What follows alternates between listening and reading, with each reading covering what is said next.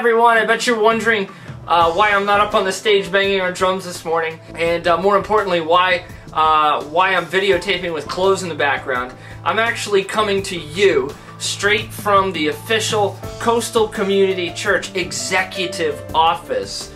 That's right, I'm coming to you from the closet that I work out of.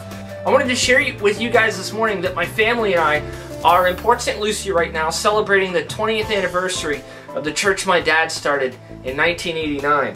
This morning I'd like to share with you a few pictures so that you can see what it was like those first few Sundays at Treasure Coast Baptist Church.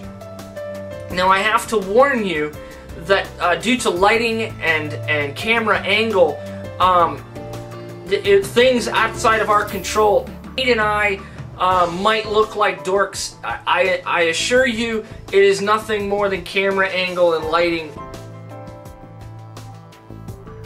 And here's what Dad looked like with hair, leading Bible study in our living room. Now most people that came that first Sunday were neighbor kids. In fact, that kid, second from the right, is Justin. He married my sister several years later.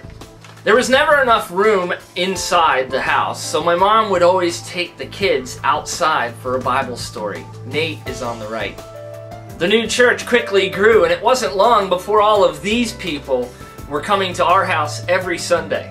Now when you're starting a church, the pastor's kids are always considered part of the ministry team. Now this kid with the oversized parachute pants and the mic in his hand would one day be your worship leader. And who would have thought that this dweeb would one day be your pastor?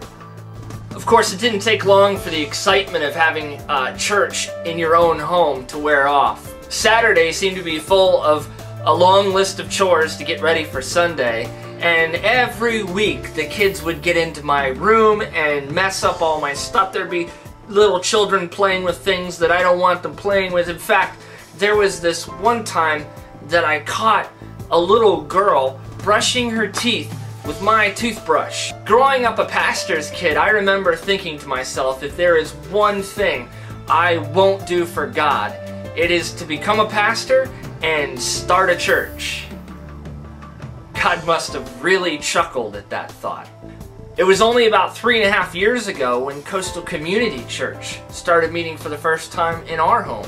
Now there were only a few people there those first few Sundays, but each time we got together was so amazing because we sensed that God was building something far bigger than just a religious place to meet each Sunday.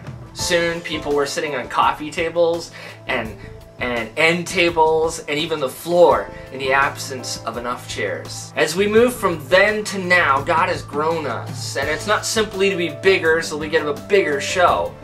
It's so that we can have a bigger impact on our community as we share the unconditional love of our God. I want you guys to know that you make this so much fun.